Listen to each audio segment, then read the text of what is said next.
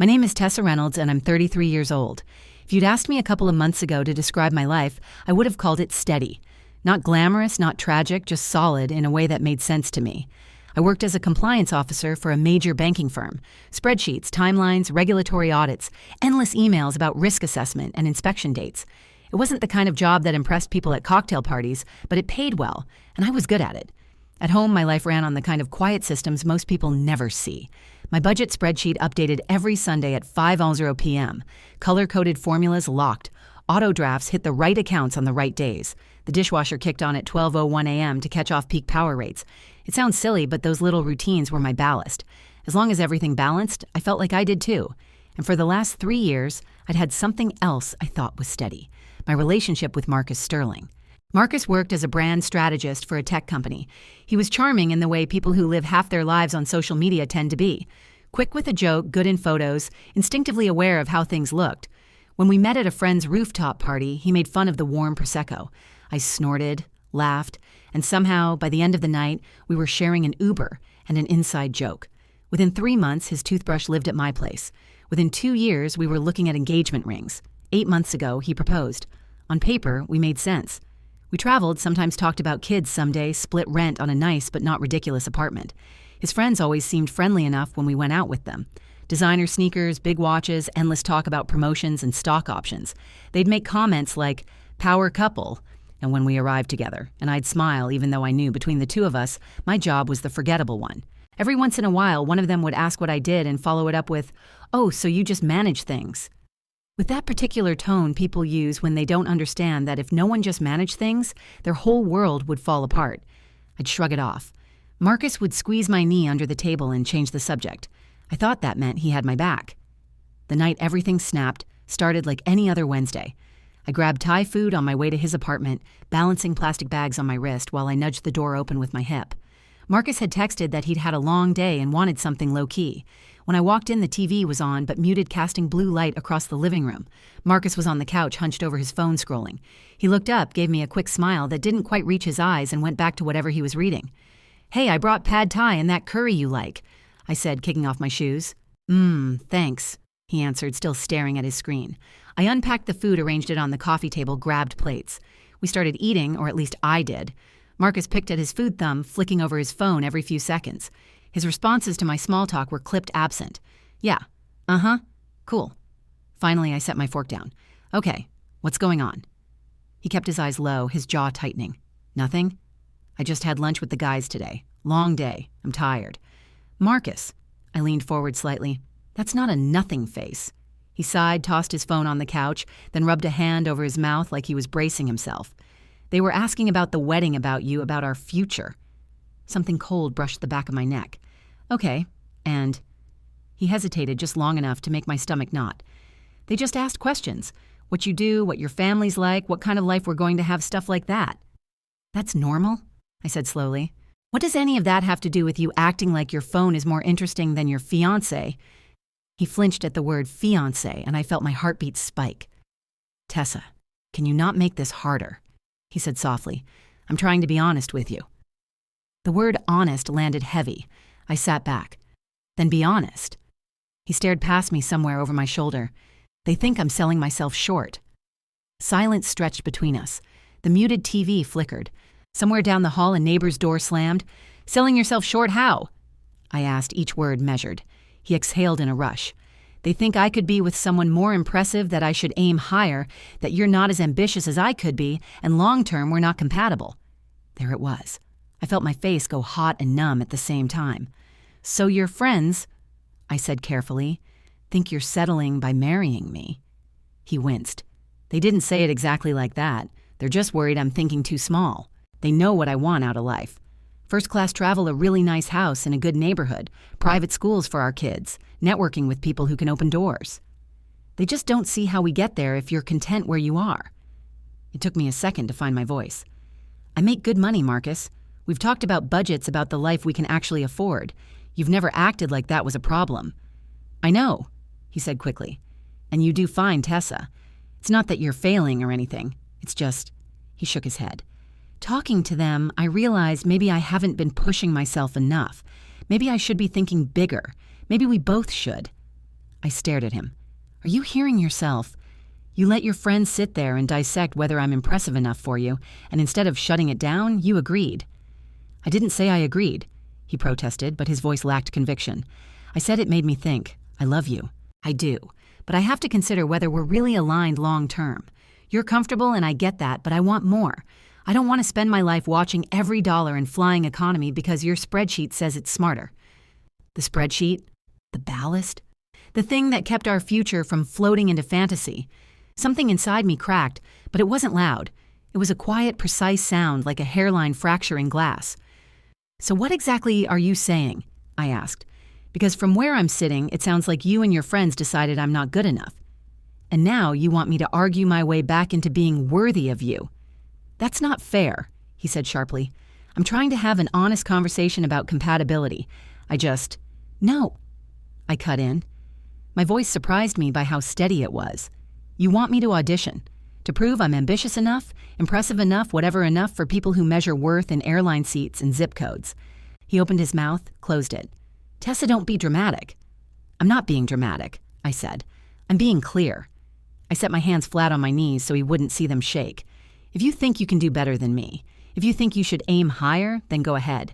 I'm not going to sit here and compete with the hypothetical woman your friends think you deserve. His eyes widened. Wait, that's not what Are you breaking up with me? I'm ending an engagement with someone who just told me he's not sure I measure up, I replied. That's not a man I can walk down an aisle toward. He stared at me like I'd flipped the table without warning. You're overreacting. Maybe, I said, but I'd rather overreact now than underreact after we're married. I grabbed my bag. My heart was pounding so hard I could feel it in my fingertips. Tessa, I'll drop the ring off tomorrow. I said, my voice suddenly small but still firm. You can tell your friends you're free to aim higher. I left his apartment without looking back. I made it to my car, closed the door, and just sat there, fingers clamped around the steering wheel, breathing in through my nose and out through my mouth until I could see straight.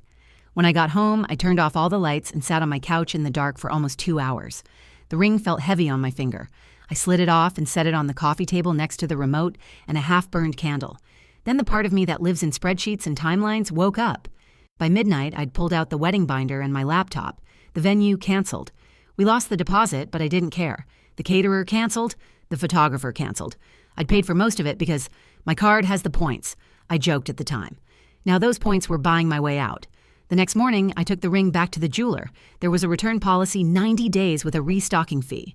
I walked out with less than we'd paid, but more than nothing, holding a check that felt like a refund on a future I no longer wanted. In the parking lot, I texted Marcus.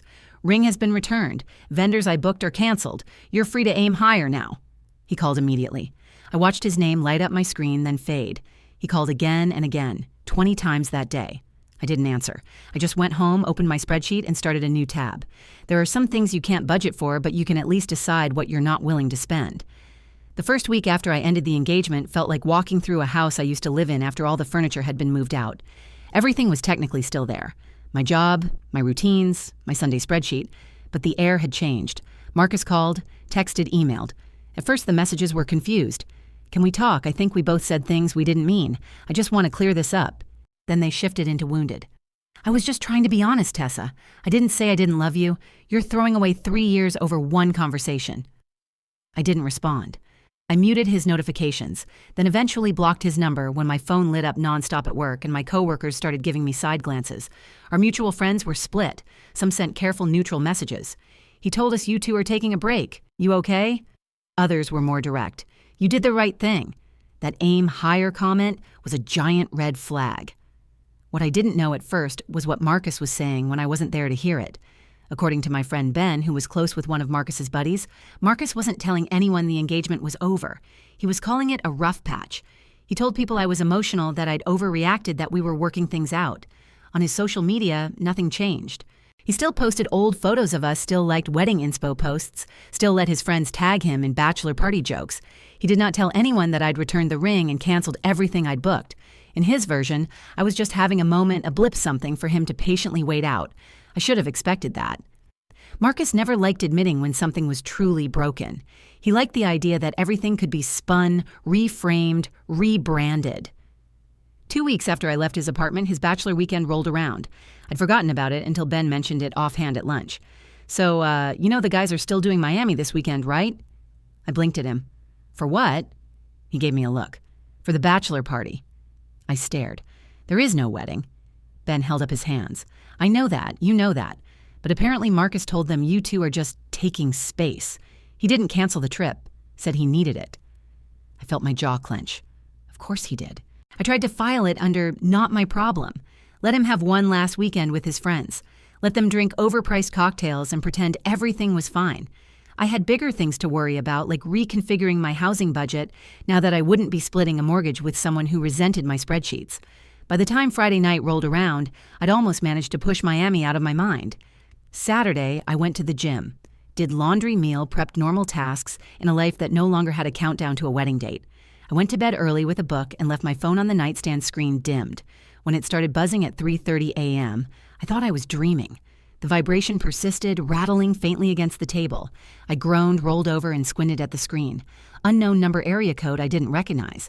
I almost let it go to voicemail. Something curiosity, dread fate made me swipe to answer. Hello? My voice came out hoarse. There was a rush of background noise on the other end. Music thumping distant laughter, the high, sharp sound of someone yelling in a hallway, then a shaky inhale. Tessa, it's Sophie. I sat up so fast the room tilted. Sophie. Sophie was one of Marcus's closest friends from college. She'd been his unofficial best woman in the wedding party, the one he called my ride-or-die PR brain. I liked her mostly. She was sharp, funny, and one of the few in his circle who ever asked me real questions about my life. Now she sounded like she was trying not to choke on her own breath. Yeah, she sniffed. I'm sorry for calling so late. Oh my God, I feel sick. I swung my legs out of bed, heart hammering. Sophie, slow down. What's going on? We're in Miami, she said. I could hear her moving, maybe stepping into a quieter hallway. For Marcus's bachelor thing, her voice hitched. He's passed out in the hotel room. But before that, he said some things about you, about the wedding, about what he's going to do. I can't. She broke off, a muffled sob crackling through the speaker. Sophie, I said, trying to keep my own voice steady. Take a breath. Tell me what happened. There was a rustle, the sound of her wiping her face. When she spoke again, her words were clearer, edged with outrage. He told us why you freaked out and ended things, she said, bitterness dripping from his phrasing. He told the story like you overreacted to him being honest about money and lifestyle. The guys laughed it off.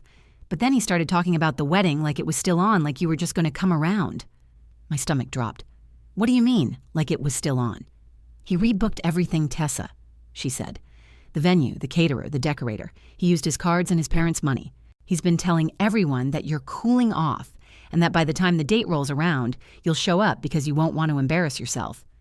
I gripped the phone tighter. He did what? I didn't know about that part until tonight. She rushed on. We were at this bar. Everyone was drunk and someone made a joke about you pulling a runaway bride. Marcus laughed and said, she won't. Tessa hates public scenes. She'll show up. She always does the responsible thing. Responsible, like showing up to a wedding I'd already canceled to save him from looking foolish. I felt something icy settle in my chest. Sophie, I told him the engagement was over. I returned the ring. I canceled everything I booked. I know. Her voice cracked again. That's why I'm calling. Because what he said next... She broke off with a harsh breath. I can't let him do this to you. Do what? My mouth was dry. He said... She trailed off, then forced the words out. He said, if you don't show up, he'll just tell everyone you were unstable, that you were controlling and emotionally abusive, and that he called the wedding off for his own mental health. He said, no one will question it because he's the one people like, and his friends will back him up. For a moment, I couldn't process the words.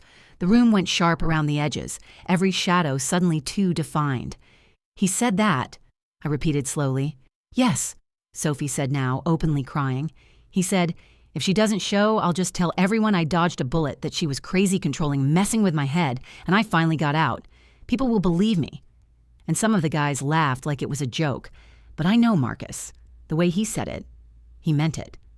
I pressed my free hand against my sternum like I could physically hold my ribs together. False accusations weren't just gossip. In my world, corporate, methodical, reputation-based, they were grenades. And you all heard this? I asked, forcing my voice to stay level. Me and Rachel for sure, she said. She's here with me now. There was a muffled voice in the background. Then Sophie added, she's just as freaked out. The others were drunk, but they heard enough. They were egging him on about owning the narrative and getting ahead of the story, like it was some PR campaign. Of course they were. The media guy and his friends turning my life into a brand crisis to manage. Why are you telling me this? Sophie, I asked quietly. I'm glad you are. But why now? Because it crossed a line, she said immediately. Breaking up, being hurt, even rebooking the vendors. That's messed up. But this planning to ruin your reputation because you won't marry him, her voice hardened. That's evil. You didn't deserve that. You were good to him. You always were. A bitter laugh escaped me. He didn't seem to think so when he decided he needed someone his friends found more impressive. I told him that was shallow and stupid, she said quickly. I told him I actually thought you were good for him, but he wouldn't listen, and now he's acting like he can bully you into the wedding, and if that fails, he'll nuke your name. I can't be part of that. There was a pause. Then she added lower. I should have called you sooner. I'm sorry I didn't say something when he first started spinning this narrative. You're calling now, I said. My voice didn't sound like mine. It sounded calm, too calm. That matters. I swallowed. Sophie, can you get any of this in writing screenshots, group chats, anything? I think so, she said. He's been texting our group thread about how the wedding is still happening, about you coming around. I can scroll back and grab everything, and I'll write down what he said tonight while it's still fresh. Rachel will too. Do it, I said. The compliance officer in me kicked in filing tasks. Save the screenshots, send them to me. Don't confront him yet, just document. Okay, she whispered. I'll send everything as soon as I can get somewhere quieter. Sophie. I added the words, catching in my throat. Thank you. I know this isn't easy. He's your friend. He was, she said softly. Right now, I don't know what he is, but I know what this is. Wrong. We hung up a minute later. I sat on the edge of my bed in the dark, phone still in my hand, listening to the faint hum of my apartment. The fridge cycling the old pipes, ticking in the walls, normal sounds in a life that had just tilted on its axis. 20 minutes later, my phone buzzed again. This time, it was text after text from that same unknown number. Screenshots of group chat messages. Marcus's words lit up in the little gray bubbles. She'll come around. Tessa's stubborn, but she won't blow up her own wedding. She hates scenes. She'll show. She always does the right thing. Worst case, I'll just tell people I had to call it off because she was messing with my head. Everyone already thinks she's intense. Intense, controlling, abusive. I could see the trajectory, the way he'd spin ordinary boundaries into pathology. My lawyer's number wasn't in my contacts yet, but I knew I'd be finding one in the morning. I saved every screenshot, every message, every timestamp. Then I created a new folder on my desktop. Wedding documentation. I typed the words looking surreal on the screen. People like Marcus thought stories were just narratives to control. For them, truth was optional. For people like me, stories had consequences measured in HR meetings and performance reviews and quiet closed doors. He wanted to own the narrative. I was going to make sure I owned the record. By sunrise, I'd slept maybe 20 minutes light restless, the kind of sleep that isn't rest at all. I kept seeing the screenshots behind my eyes every time I drifted off. Marcus's arrogant certainty, the way he treated my reputation like a disposable chess piece. The city was barely awake when I opened my laptop and started searching for attorneys. Not divorce lawyers, not mediators, someone who understood defamation, reputational harm, false allegations. The kind of legal fallout that can swallow a woman whole, especially one in a corporate field where one whisper can close 10 doors. I found a firm downtown that opened at 8:30 a.m. I made myself wait until 8:05 before calling. Law offices of Cole & Associates. How can I help you? Hi, I said, keeping my voice level, even though my heart was climbing into my throat.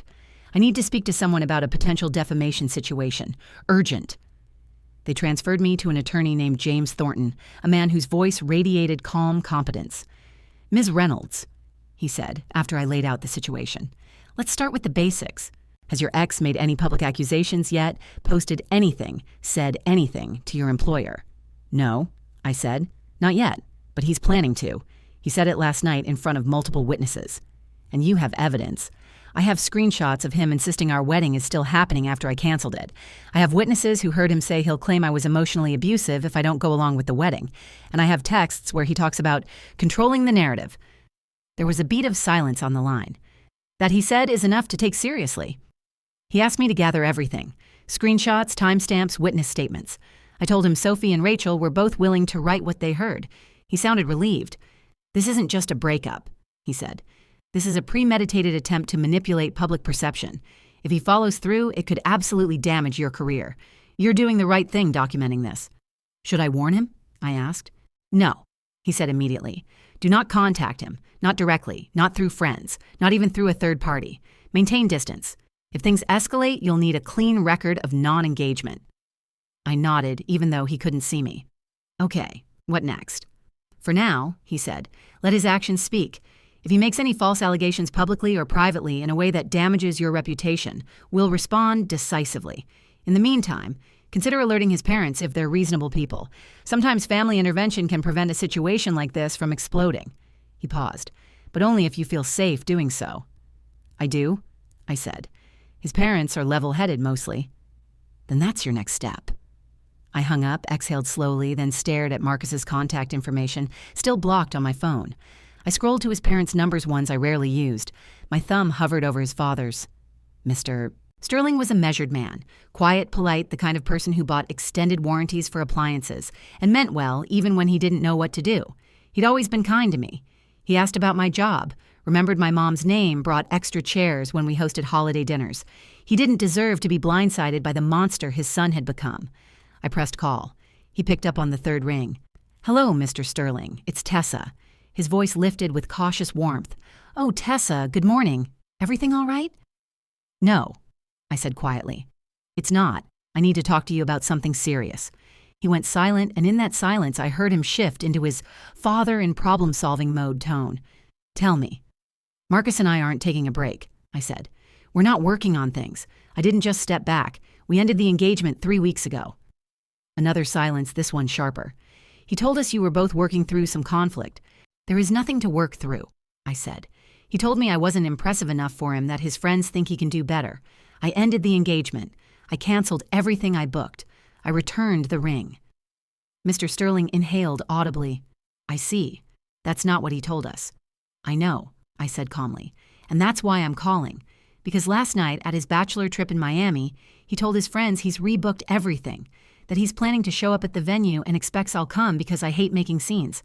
And my voice faltered. Saying it out loud made it feel heavier, uglier. And he told them, I pushed on, that if I don't go along with the wedding, he'll tell people I was emotionally abusive, that he called it off to protect his mental health. He said his friends will back him up because they like him better. The air on the line felt cold. Tessa, he said slowly. Are you certain he said this? I have witnesses, I said. His friend Sophie called me at 3:30 this morning sobbing. She and Rachel both heard him. I have screenshots of him insisting the wedding is still happening. I have proof. I let the words settle. I wanted you to hear it from me. I continued. Because this is dangerous. Not just messy. Dangerous. When Mr. Sterling finally spoke, his voice was thin with disbelief. Send me the screenshots. I sent everything. 10 minutes later, he called back. I spoke to Marcus, he said, sounding defeated. He admits he's been in denial about the breakup. He claims he didn't mean what he said, that it was just drunk talk. With all due respect, I said drunk talk is usually real thoughts without filters. I agree, he said immediately. And I'm not defending him. This is unacceptable. I'm getting him home from Miami today. We're going to have a family conversation, and I will personally call every vendor to make sure everything is canceled. You have my word. The tension in my shoulders loosened an inch. Not relief, but acknowledgement. Thank you, I said softly. He hesitated, then spoke with genuine sadness. Tessa, you've always been good to Marcus. Whatever he's been telling himself, I'm sorry he treated you this way. You didn't deserve any of it. We hung up. I set the phone down and stared at the ceiling, exhaling slowly. My heart was beating in a strange, dislocated rhythm. For the first time since the engagement ended, I felt something close to safety. Not complete safety. Marcus's words had carved out a shadow I wasn't sure would disappear anytime soon, but safety adjacent. Safety with a margin of error. Sophie texted me updates later that day. Sophie. They're packing up to leave Miami. His dad showed up. It's bad. Sophie. He tried to say you overreacted. His dad shut him down hard. Sophie, Rachel, and I told the others what he said. The friend group is imploding. Sophie. I'm so sorry, Tessa. I sat on my couch, legs pulled up under me, reading every message with a strange mix of gratitude and grief. It was surreal watching a life I had almost tied myself to collapse from a distance, like a building scheduled for demolition. The charges blowing in sequence. By evening, another message from Sophie. Sophie, he's home. His parents are making him call vendors. They're furious. Sophie. Also, his best man is done with him. Said Marcus lied to everyone. Piece by piece, the fantasy Marcus constructed was unraveling. The optics he valued so dearly were slipping out of his hands. And I wasn't lifting a finger. I just documented. I just told the truth. That night, lying in bed, I realized something unsettling.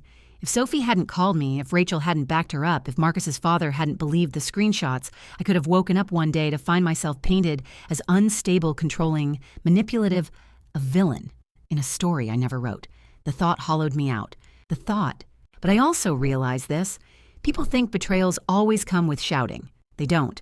Sometimes betrayal comes with a quiet dinner, a fork paused midair, and someone you love calmly saying, "You're not impressive enough." And sometimes survival comes from a 3:30 a.m. phone call. When Monday morning arrived, the world outside looked exactly the same. Commuters, buses, the usual hum of normal life. But something in me had shifted. I went to work because routine was the only thing that kept me from floating into the ceiling. I answered emails, updated timelines, reviewed a risk assessment. If anyone noticed the tightness in my shoulders or the over-controlled evenness in my voice, they didn't comment. But every hour or so, my phone buzzed with an update from Sophie or a forwarded screenshot from Rachel. Sophie. His parents confronted him again this morning. He tried to spin everything, but his mom heard the audio I recorded from last night. She's devastated. I hadn't asked for audio, but Sophie had grabbed a few seconds of Marcus drunkenly rambling about controlling the story. The quality was terrible, but his meaning was unmistakable. Sophie. They're making him delete all his social posts about the wedding. He's furious, but doing it. Rachel. He told the guys you misunderstood him about the abuse thing. No one's buying it. A slow implosion. A narrative collapsing under the weight of its own ego. By midday, another message came. This one from an unknown number that I stared at for a long moment before opening. It was from Marcus's mother. Brina. Sorry, Tessa. Correction. This is Susan. I just want you to know that I've seen the messages. I'm so sorry. You deserved better than this. If you need anything from us, please tell me. My vision blurred unexpectedly. Susan had always been gentle, kind, a woman who hugged with both arms and always brought a second dessert to family gatherings just in case. The thought of her seeing what her son had said, what he had planned, what he was willing to risk on the altar of his pride, it twisted something deep in my chest. I didn't respond. I didn't trust myself not to spill every emotion I'd been swallowing for 2 weeks. By the end of the day, Sophie sent one more update. Sophie. His parents canceled the rebooked vendors for him. He tried to say, "You'd come around," and his dad literally said, "Son, she already left." I sat very still for a long time. There was something deeply surreal about watching people clean up messes I hadn't caused because I had left. I had walked out of that apartment out of a future built on someone else's insecurities, and I had not looked back. But the mess he tried to create in my absence still found its way to my doorstep. 2 days later, a long email arrived from Marcus. The subject line, "I owe you an explanation." I didn't click it immediately. I let it sit in my inbox like a package that might contain a bomb. When I finally opened it, it was longer than some essays I'd written in college. He said he was sorry. He said he was confused. He said he'd been under pressure, feeling insecure, trying to impress people who had the wrong values. He said he never meant to hurt me. He said he didn't mean the things he said in Miami. He said Sophie and Rachel misinterpreted his words. He said he loved me. He said he panicked. He said more words than I could process. Paragraph after paragraph trying to build a bridge back to a life I had already walked away from. Near the end, he wrote, "I would never have actually lied about you being abusive. That was just stupid talk. I was drunk. I was venting. I was angry and embarrassed. And I said things I didn't mean." I paused at that line. He didn't say he wouldn't have done it. He said he wouldn't have actually done it. He said it was drunk talk. He said he didn't mean it. All words he would have asked me to accept at face value if we were still together. Words he expected to fix everything. He ended with, "Can we meet for coffee just for closure? I think we both need it." I stared at the message, felt nothing but a low, steady hum of clarity, and closed the email. I didn't respond. Closure wasn't something I owed him. Not after everything he'd said, not after what he'd planned. And honestly, I'd already closed the door the moment I handed the jeweler that ring box. Over the next week, I learned more details about the implosion of the friend group. Sophie kept me updated sometimes, sounding guilty, sometimes angry on my behalf. Rachel blocked him. So did Chris. Even Tom said he's done. Sophie. He tried to blame everything on you at first, saying you overreacted, but when they saw the messages, no one believed him. Then, Sophie. His parents are making him go to therapy, like real therapy, not the kind he brags about in interviews. They basically said they won't help him financially unless he actually attends. A part of me felt vindicated. Another part felt nothing at all. You can't feel vindicated over someone you don't trust anymore. Then one more message. Sophie. He's asking around to see if you'll unblock him. I told him not to expect it. I didn't unblock him. Some choices don't get do-overs. A week after that, the fallout reached wider circles than I expected. People I hadn't heard from in months reached out with gentle, hesitant messages. I heard what happened. I'm so sorry. I always thought he cared too much about optics. You made the right choice. One message came from his cousin, who I'd only met twice. I don't know if this helps, but I always thought he took you for granted. I'm glad you walked away. It did help in a strange, quiet way. Not because I needed external validation, but because it showed how little Marcus understood the truth he'd always feared. He wasn't the one people admired for his character. I was. He just never noticed. The wildest moment came 3 weeks later. I was at a coffee shop picking up my usual latte when someone said my name. I turned and saw Becca, one of Marcus's friends from the lunch that had started everything. The one who'd pointed out that I wasn't ambitious enough for Marcus. The one who'd bragged about her boyfriend's income while subtly asking if I ever felt limited by my job. She looked smaller now, like someone had let the air out of her perfect confidence. "Tessa," she said quietly, "can I talk to you for a second?" I shouldn't have indulged her, but there was something earnest in her eyes, something that didn't match the smug person I remembered, so I nodded. She swallowed hard. "I'm really sorry about what I said at that lunch. I didn't know it would actually matter." I raised an eyebrow. "It mattered to Marcus." "I know," she whispered, "and that's part of it. I think I fed into his insecurities. I was projecting my own crap. Everyone in that group gets so caught up in appearances and status, and I played into it. I shouldn't have." Silence stretched. She fidgeted with her purse strap. "I didn't know about Miami until afterward," she added. "When I heard what he said he'd do to you," she winced. "That's not who I want to be associated with." I studied her for a moment.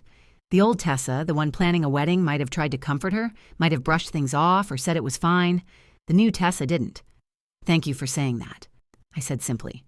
Relief flooded her face like she'd been bracing for a slap. We parted ways without another word. I walked out with my coffee and didn't look back. When I got home, I sat on my couch and stared at the sunlight coming through the blinds. My apartment felt different now, lighter, less cluttered with anxiety I hadn't recognized until it was gone. The refunded ring money was sitting untouched in a savings account. Every time I thought about spending it, I paused. Maybe I'd use it for a solo trip somewhere I'd always wanted to go. Maybe I'd let it sit there and grow interest. Maybe it would become the first line item in a future I built completely on my own terms. What mattered was this. I wasn't bitter anymore. Not angry, not scared, just free. Free in a way I hadn't expected. Free in a way that didn't feel triumphant or loud, just quietly right. Marcus once said his friends thought he should aim higher. But the truth was simpler. He'd aimed outward toward their opinions, not inward toward the life we were building. And while he chased the illusion of something better, I realized the most important thing. I wasn't something you aim for. I was someone you either valued or lost. And he lost. Maybe this story touched something inside you, a moment you lived a feeling you once carried. If it did, share your thoughts or your own experience in the comments. And tell me where you're watching from so I can create more stories just for you. But before you click away, I want to talk about the silence after the storm. We love stories about the clapback, the dramatic confrontation where the hero tells off the villain. But sometimes the most powerful thing you can do is nothing. I didn't scream at Marcus.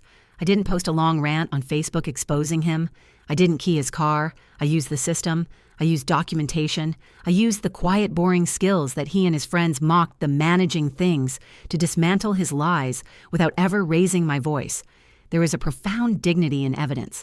When you know the truth, you don't need to shout it. You just need to place it on the table and let it speak for itself. I think a lot about that phrase, aim higher. It's such a trap, isn't it? It implies that love is a ladder that people are rungs to be stepped on to get to a better view. But love isn't vertical. It's horizontal.